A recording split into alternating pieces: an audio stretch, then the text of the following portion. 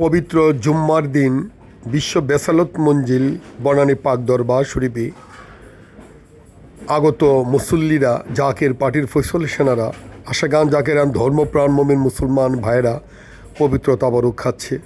আমি জাকের পার্টি পার্বত্য চট্টগ্রাম সাংগঠনিক বিভাগের পক্ষ থেকে সকল সংগ্রামী, শ্রমজীবী, মেহনতি মানুষ, জাকের পার্টির ফয়সল সেনাদেরকে জানাই সংগ্রামী সালাম, শুভেচ্ছা, অভিনন্দন।